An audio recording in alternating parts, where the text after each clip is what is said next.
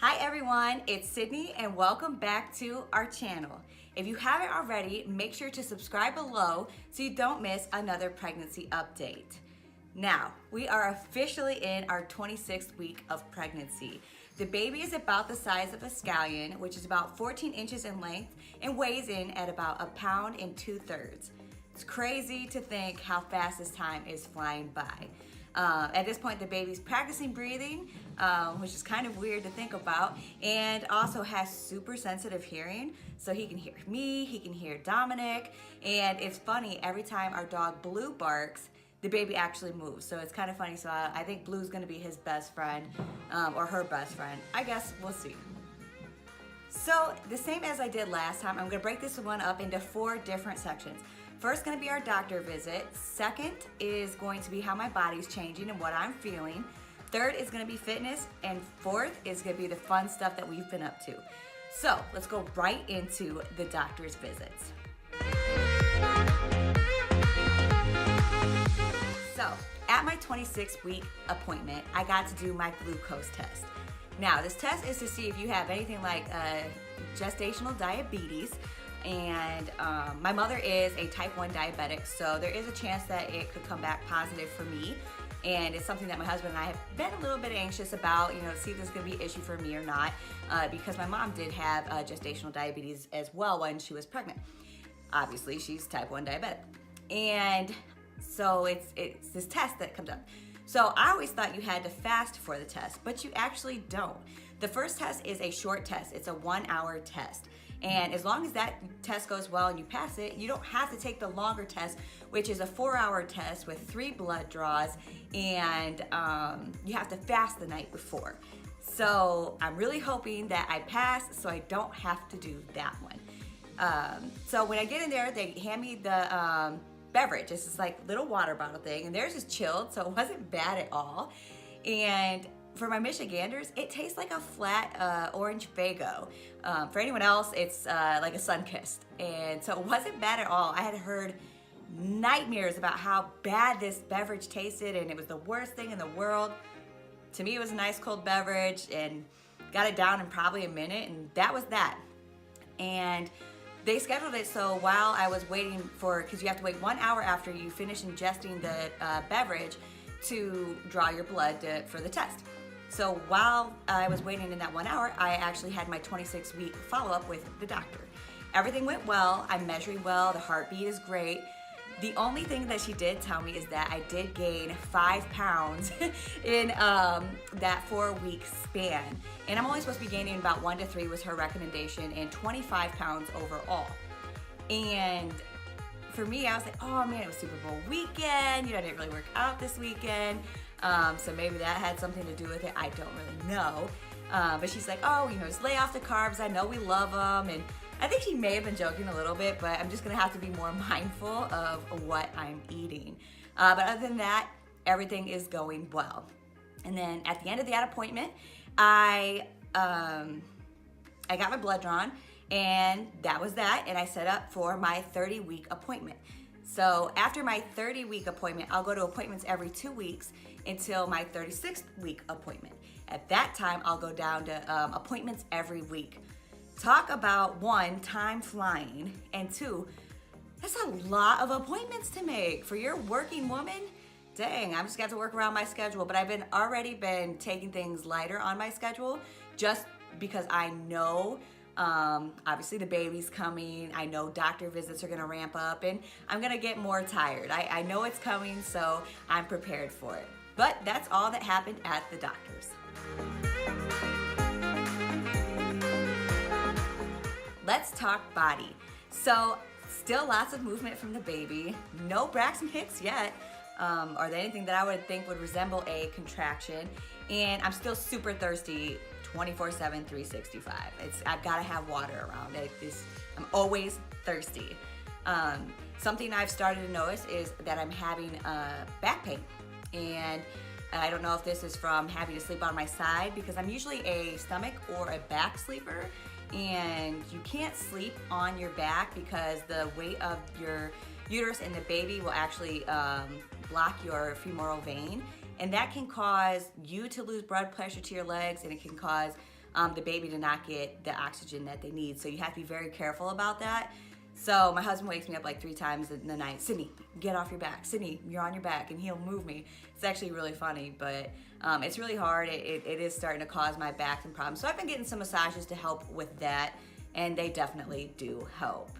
And another thing that I think that might be contributing to my back pain is obviously I'm starting to have more of a belly now, and which is taking me off center a little bit.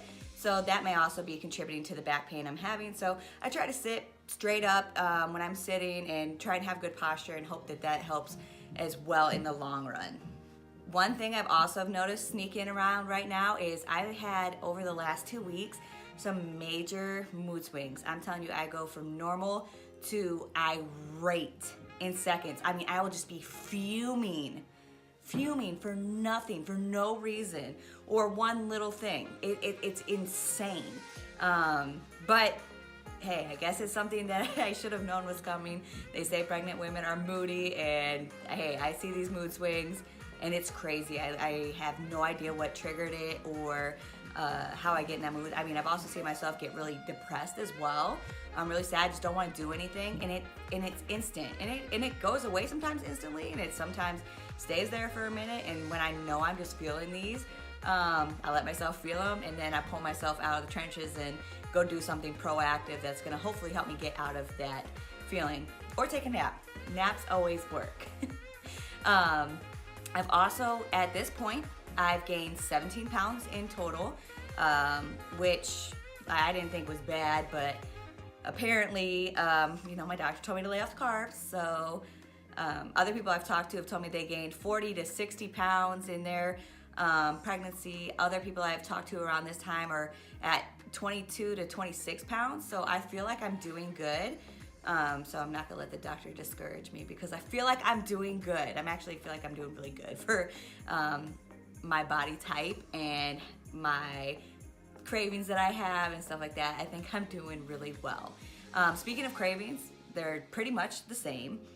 Bagel with cream cheese and ice cream has recently come in for some odd reason. So ice cream is like my thing. And one other symptom that I've noticed kind of come back in is like a nausea feeling. It comes after I eat, and I don't know if it's because the baby's growing obviously, so it's taking up more space. So I don't know if it's, that causing, pressure on my stomach or the intestines or what. Maybe that's what's causing me to have this nausea feeling. Cause it's almost not like nausea. It's not like a throw up feeling. It's just an uncomfortable feeling. And I get it after I eat. And sometimes even when I think about eating, that feeling comes. And I don't know if that's like a mental aspect of it, but that's something else I've noticed that's come back around 26 weeks here. Fitness, my favorite part. Everything is going well at the gym still. One thing I have started to notice though is I'm starting to slow down. I can't run like I used to. I like to do 30 minutes of cardio before my lift, and I usually did it on the treadmill, except for leg day. Leg day is the Stairmaster, but everything else is on the treadmill. And I just can't run like I used to. I get winded way too quick. So now what I do is I'll walk for 2 minutes and then run for 2 minutes, back and forth until I get to 30 minutes. One thing that they do say is obviously I have way more blood working through my system at this point, so you need more oxygen intake, and that's why I'm getting winded. Also, when it comes to running, it's very hard because I feel like I have to pee every 15 seconds from the bouncing, I'm guessing, and the baby just likes to be on my bladder. I don't know why, but it bothers me. And when I'm trying to run or get a decent cardio session in, it's hard because I feel like every few minutes I'm running to the bathroom, but I make it do what it do, okay? And when it comes to lifting, everything's still the same. I do lift lighter than I usually do, and I do higher reps. And the reason I lift lighter is because I'm not trying to build muscle at this point. I'm just trying to maintain and really just kind of keep muscle memory going. And also, when you're pregnant, you have this hormone that gets released that's called relaxin. It causes all your joints to be more loose and lubricated for when the baby comes. So, to prevent injury, I'm not lifting heavy because I could, do a 100, 110 pound squat, even more probably, but that could cause an injury. I don't want to be squatting and my knees just give out, because you'll be holding a plate and you'll literally drop the plate, or just a lot of things, because your joints just give out a lot easier now. So I'm lifting lighter with higher reps. And other than that, everything's going well at the gym and haven't had any other problems. And finally, the fun stuff. We finally did our registry. We chose to do our registry at Target. There's so many options there, and it's very accessible to everyone here in Detroit and also to my family back in Indiana. Now, did you guys know how many bottle suppliers there are? There are so many brands. The first time when we were going through it all and I was looking at all of the bottle selections, I ended up just closing my laptop lid and I was like, oh, we'll just come back to this later, because there are so many. There are so many, and you just don't know which one to do. Do you need the wide mouth one? Do you need the standard one? Do you need the colic one? There's so many options. Do you need the fast flow nipple? Do you need the slow one? And of course, I've read up on this, at this point, and know that there's different flows for different points in the baby's life. So, got that covered, guys. But there's just so much there. It got super overwhelming. So if anyone else has, when you go to start your registry, just understand there's a lot. There is so much stuff to choose from. And apparently, from what I've been told, no matter what bottles you get anyways, your baby's not gonna like them. So there's that, keep that in mind. Another thing that we did is we painted the nursery. So that's one thing off our plate to do. And it's actually crazy because it's making it more realistic. Oh my gosh, there's actually a baby coming. And this is their room. It's crazy.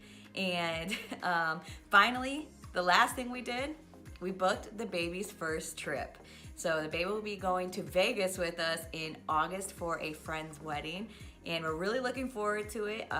The baby should be about 3 months at that point, and so that will be their first flight and their first trip. And that is it for this 26-week update. I hope you guys liked it. If you did, make sure to give it a thumbs up. And thanks for following along with us. This is such a fun journey for us. It's our first time. A lot of feelings and emotions going through this. It's crazy the things that our bodies do. It's really crazy, actually. And don't forget to subscribe so you don't miss any more updates with us. And until next time, live your best life. Bye.